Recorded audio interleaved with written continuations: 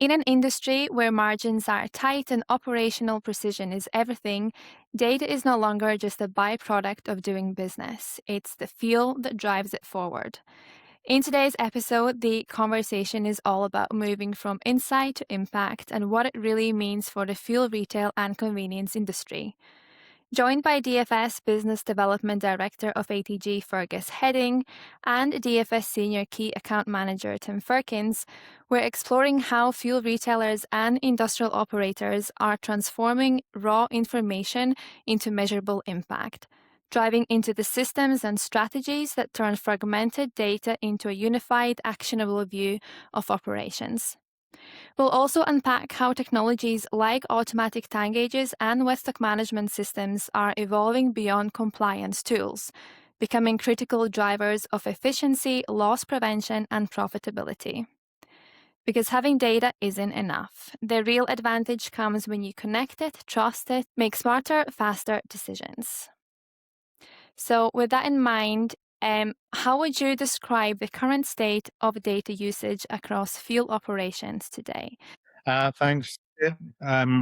So how would I describe it? I'm going to steal a phrase that I actually used in a recent presentation that I did myself at Unity. So stealing my own phrase, which is often data rich but insight poor. So what I mean by that is that fuel retailers have typically a lot of data. They're collecting data from multiple systems, from POS systems to loyalty systems to wet stock systems to everything you can think of across the fuel retail operation. But often that data is fragmented. It's maybe siloed in different systems. It's not connected together. It's not shared freely. So it's almost like sometimes there's too much data, and actually fuel retailers aren't always clear what to do with that data and how to turn that data into something more valuable. So for me, that's the message. It's fragmented, it's siloed, and it's insight poor. Speaking of challenges, what are the biggest challenges retailers and operators face when it comes to managing and using their data? So I can jump in, Kit. One of it is getting the data offsite. Used to be seen as a challenge. Now with the invention of new ways and means, the internet, data collectors that we use, building applications into our products, it's not as difficult as it used to be. So they do need to reach out. Maybe there is some things we can update. We can provide equipment to collect the data. But key to what Tim was saying is getting it first. After that, then we can delve into it and a deeper dive on the data itself. Yeah, and I think it was the last part of your question there about challenges with using the data, that kind of fits back to what I said previously, in that I think what retailers can sometimes struggle with is turning that data into action.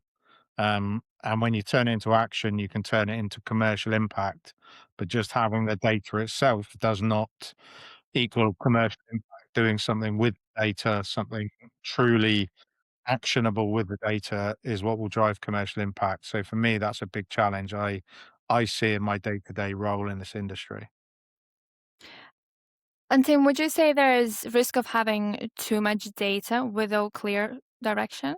Yeah, yeah, absolutely. I do think there is. And I think the risk can be inaction, basically. It can become overwhelming, just like I suppose anything in life, right? If you have too much of something, it can become overwhelming. It can become difficult to kind of wade through that and work out actually what do we do with this? How do we stop this from becoming like a burden to us almost? I can share an example. I won't name any names, but I remember probably 6, 7 years ago now, I remember being at a conference and hearing a retailer giving a presentation and explaining about how they'd invested in automation equipment. They were collecting data from that automation equipment, but they didn't know what to do with it.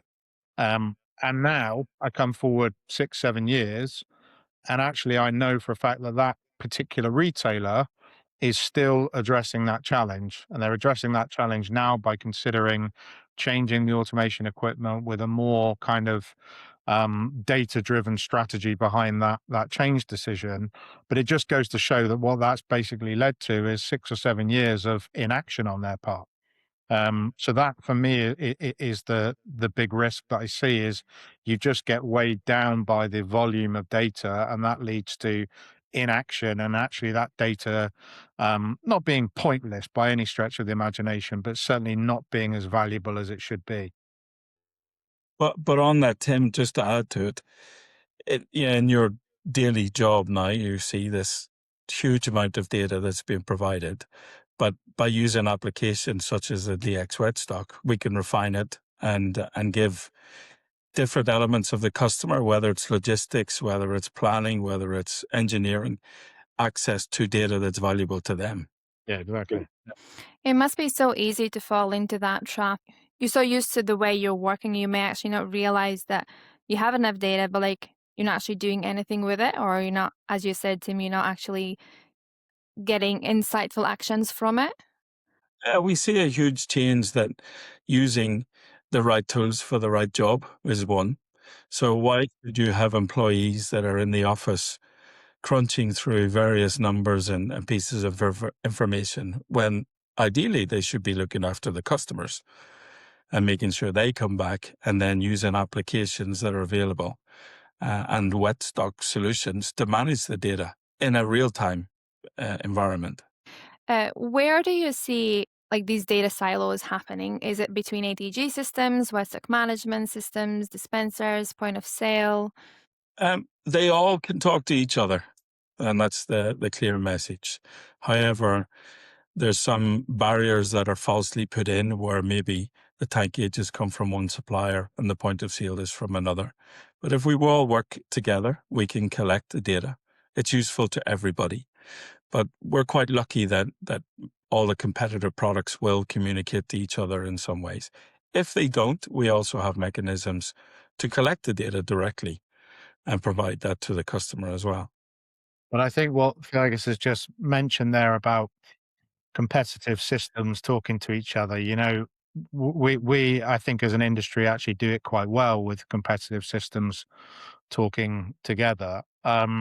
But I see cases where there's differences in the same data or essentially close enough to the same data between different systems. And the reason for that is because each system has its own agenda. Each system has its own value that it's trying to bring. So maybe, your tank gauge, for example, has a certain data set, and that's not necessarily the same data set that ends up being finally reflected on your day end report on your point of sale, say, which maybe is not the same data exactly as what gets reflected in your wet stock management system. That's just one example. And there's many cases where it is the same, but there's many cases where it's not the same, where some adjustment to the data has been applied or whatever it may be. And that means that you get this inconsistency. So I don't see a particular system or kind of part of a fuel retail technology platform or portfolio, or whatever. No specific part where it's more or less siloed than the other. It's just that there are many occasions when the data gets changed or the data doesn't get through to a certain part of the end-to-end architecture or something like that. I don't think there's a single right or wrong answer, but it's definitely an issue. And to add, we work with a very unique product that can change its volume and shrink on its own. So we have to put that into all the calculations as well. Yeah. So if we're talking about fuel data, that's one of the reasons why those anomalies across different systems can exist. Because, a €5 payment transaction is a €5 payment transaction, whether it's on the outdoor payment terminal, the indoor payment terminal, recorded on the POS system, recorded on the back office, whatever. But actually, a 5 litre tank gauge reading is open to interpretation because it depends on whether a particular system has done a temperature conversion, for example, or whether it has done a recalibration of the tank somewhere along the line. So, with some kinds of data, there are nuances and there's interpretations of that data that can end up resulting in different figures and different interpretations of that data being reflected in different systems. So, yeah, it's a really good point, Fergus. Definitely when it comes to fuel data, really important point. Yeah, I also think it reminds us, the importance of connectivity, how everything works together, but also speaking of data, that if you are getting data from the ATG systems as well as POS, do they connect somehow? Because they have to, right? Well, the strength is knowing which one to use to get to as close to the source as possible. Fergus, I'll go even further than that and say the strength is in creating one version of the truth, as I like to call it. So, actually knowing that I am going to select or create a data set which is, I know, as accurate as it can be, as reliable as it can be, as consistent as it can be, and then know that that data is reflected across the board.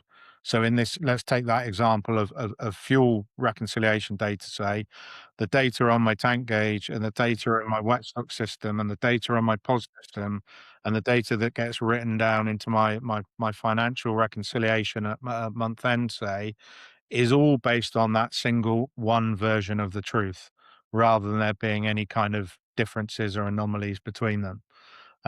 So often that means getting as close to the source as possible, but at very least it means understanding the differences and settling on what your one version of the truth is and using that consistently in a unified manner across all of your systems and all of your business functions. And what are the risks of not having a unified view of site data? They're tenfold to bad reconciliation, financial loss, possible leaks, something that you don't miss or that you missed on site. I think that one word that covers it all when we have the data is visibility. And if you don't have this information to hand, you don't know what's happening, whether the site is 10 kilometers or 100 kilometers away. By getting it, we have a visual look at everything, a helicopter view of the whole network. Mm. And I think the other thing is that not having that unified data will lead to slower decisions. If it leads to any decisions at all, actually, it will lead to slower, less informed decisions. So sometimes, like decisions made on gut feeling or past experience or whatever, which sometimes is valuable, but it needs to go hand in hand with facts as well, right? With actual known hard stone cold facts, and unified data will give you. Yeah, in today's world where it's ultra competitive, you need to make sure that you have, especially for fuel retail, you have fuel on the site when the customer expects it. Making sure you don't run out is one of the prime examples. Making sure you don't have water in tanks or potential leaks is another one. Without this data and I guess being prepared, I think you're opening up the doors to your competition and letting your customers go elsewhere, which is not what you want, obviously. We touched a little bit on ATG systems, on Westec management systems and POS. But what kind of insights can modern ATG or Westec management systems provide beyond basic inventory tracking? Well, that's the misconception that everybody thinks the ATG is for inventory management, and it's not. It's for multiple reasons, whether it's compliance, and you must have it, whether it's financial, health and safety, making sure we don't have people on forecourts with dipsticks. There's hundreds of different elements that it brings a value to you. I think in today's world, it's nearly a must that you should have it. I think it's with the volatility and the price. I think that the product is changing in its price, and you need to manage it in real time. But I think a station that operates without tag gauges today is there are few and far between, but definitely it's an added bonus. It's a valuable tool for everything, not just about inventory management. And when it comes to the data that you get from tank gauges and what you do with that, As you know, it's an area that I feel strangely passionate about.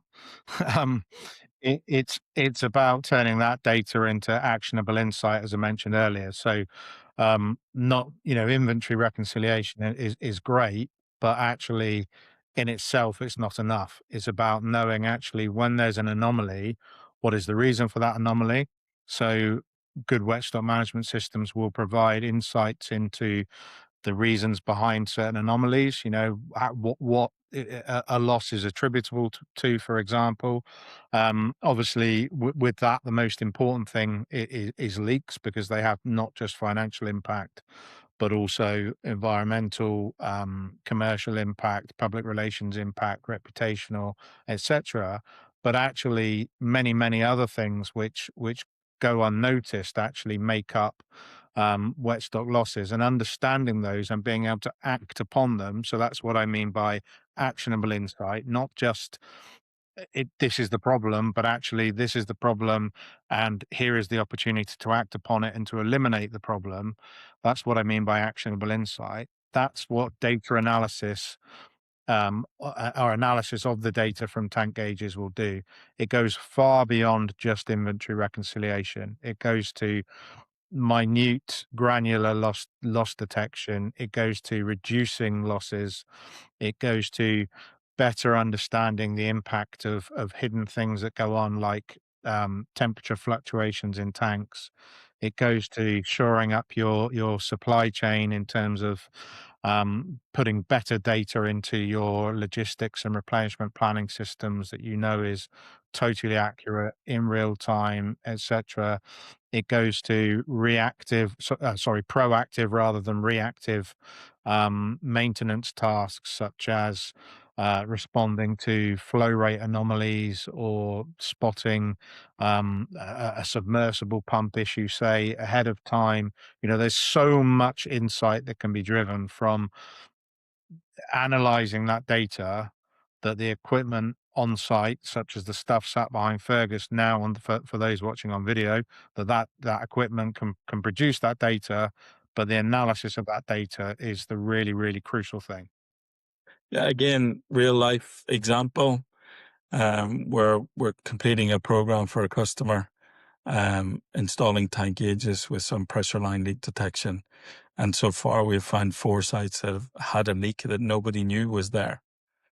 So this leak been in the background, of the smallest rate, but we found it both on site and with our data wet stock solutions, where we've noticed that there is an anomaly, and we've gone through the data and said, hey, we have an issue on this site, which wasn't there before. So it proves itself. It pays for itself on day one if you find the leak. So Yeah, and how do you go about integrating ATG or wet stock data with other systems across the business? A really important topic, and there are many ways to do it, but it's really important to do it. So, because it really comes back to the point I was making about unified data and sharing data between systems and one version of the truth, etc. So, um, as a wet stock management solutions and service provider for over 30 years, this is something that we at Dover Fueling Solutions have been doing quite freely for many years. So obvious examples are embracing APIs that exchange data in near real time. That data, like I say, for example, it might be about putting that data into a replenishment planning platform. That's something we do very regularly. Or it could be data going into, say, a retailer's ERP platform, for example. We do that via whatever mechanism suits our customers. And that might be, like I say, might be an API, it might be a file-based data export. That file-based data export might be near real time, or it might be once a day, or whatever it needs to be to meet the customer's requirements. We're fortunate as an industry to have IFSF and Connexus as industry standards bodies that help us to do these kind of things quite readily. So, IFSF standards that we implement across the board in our products and solutions allow us to exchange data with other systems, and that means that fuel retailers can be confident in the fact that they know that data is going to be interchangeable. They're not having to take a risk on that, because if we've implemented IFSF standards, and if another software supplier or their own internal systems or whatever implement IFSF standards, then you've got known connectivity there. So standards, APIs, but also being flexible to what the customer wants and how the customer wants to integrate, are the really important thing. But there are many, many mechanisms to make sure that that data is readily shareable and readily can be integrated into all sorts of different systems and business functions.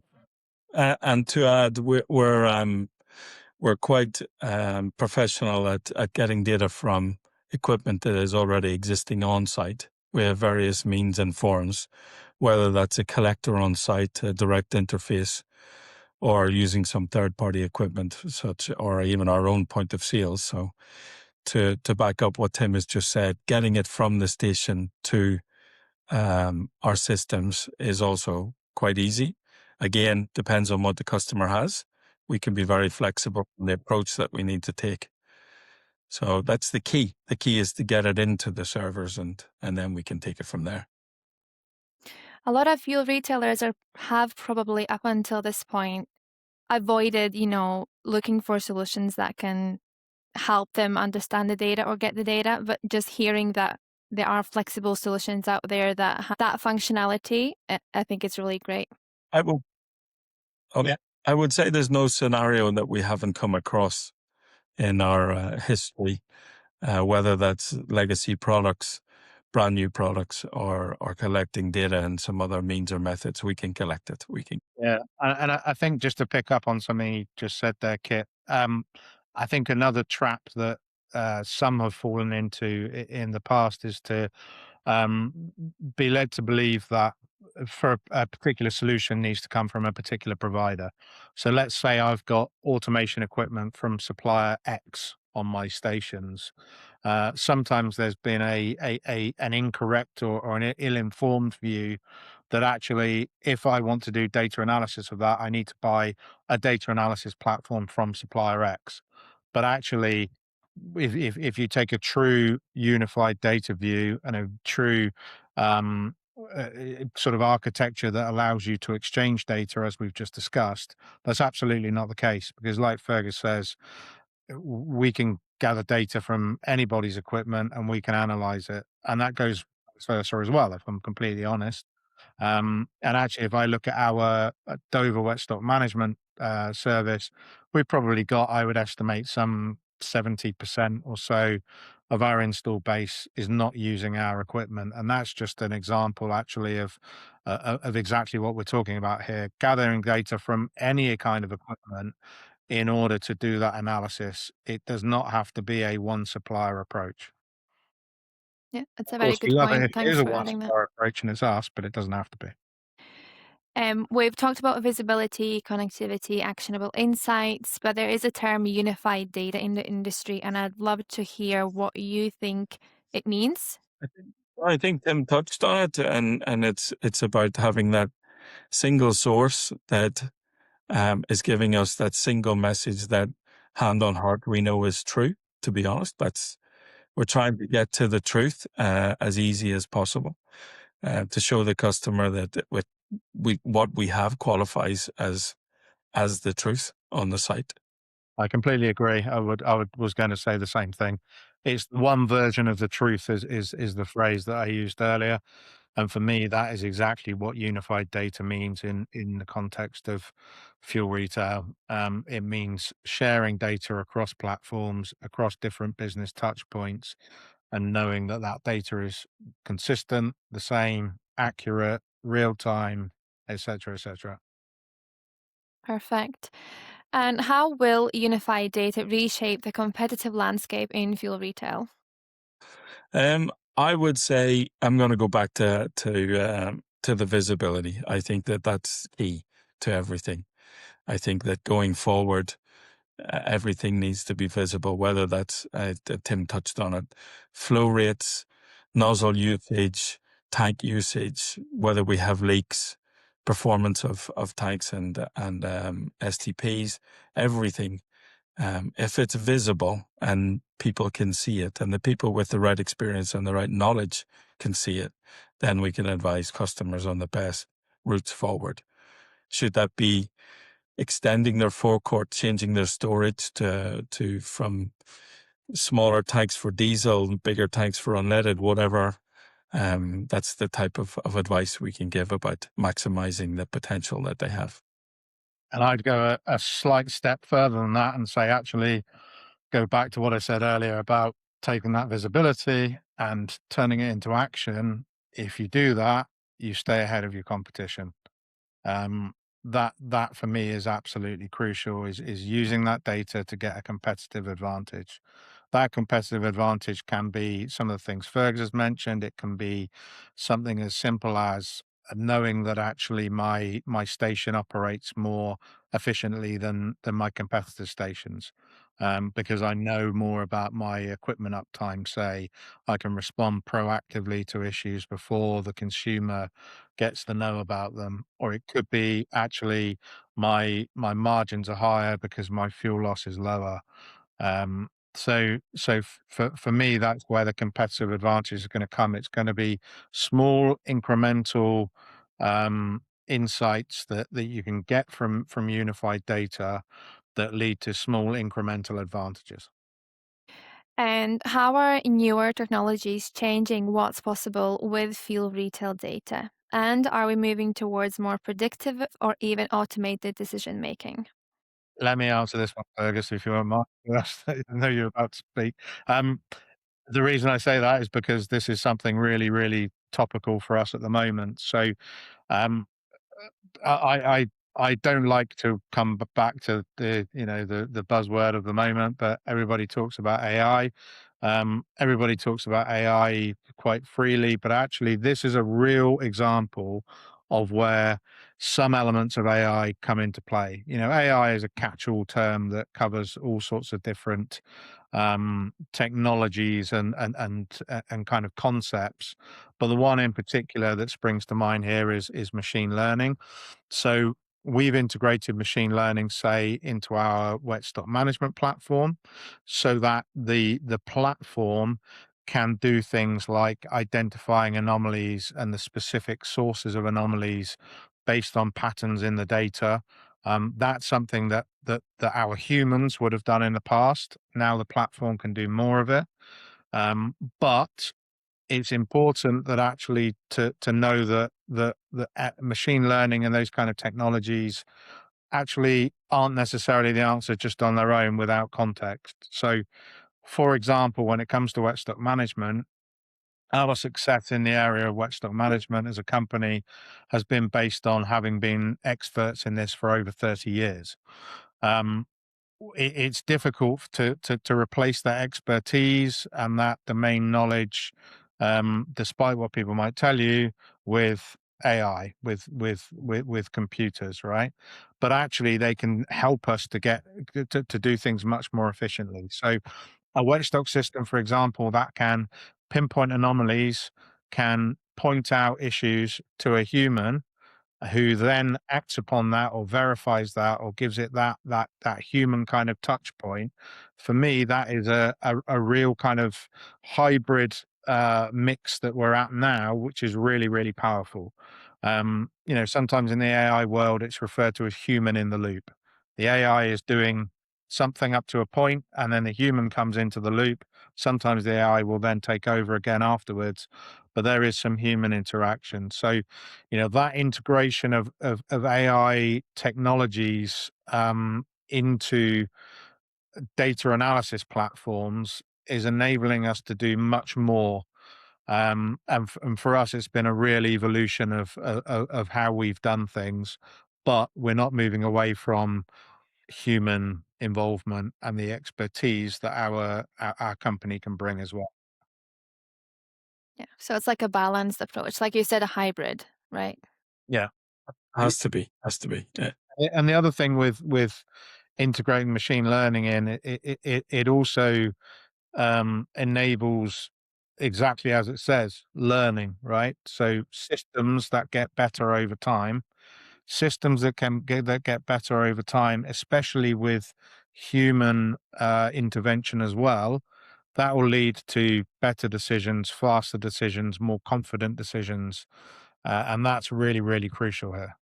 I think it's also comforting to those fuel retailers listening or watching this podcast episode is that if they do hear that some companies are running this purely on AI, I think there's still that bit of uncertainty, but knowing that we do use a hybrid approach and it's still automated by humans in some way, I think it's nice to know as well. Yeah, and especially when we're talking here about explosive environments and potentially huge environmental risks, um, you know, for us, we're not at the point where we're happy to purely rely on elements of AI. There has to be that human intervention as well, and of course, humans can make mistakes, but that's why we have checks and balances to pick up on any human errors that might happen. So that hybrid between the machines doing their thing, the humans doing their thing, checks and balances and processes that run alongside that is really, really, really powerful. I think the other thing I just want to add to that as well, sorry to hear my voice again, but just going back to your original question, Kit, about which kind of newer technologies. I think the other thing that has enabled this has been sort of, let's use the catch-all term of kind of IoT technologies. So, the ability to get data directly out of devices more easily, to be able to manage those devices more easily, to be able to do some data processing on the edge, on the station more readily. So those two elements for me, IoT technologies and AI, ML type technologies, have been a real step forward, even in the time that I've been involved in the data analysis side of our business. I've seen that transition. Yeah, that's great. Fergus, anything from your side?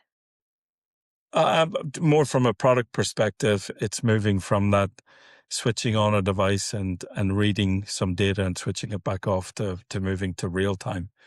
But that real time is based on the technology we can use today. So we're currently advancing every day.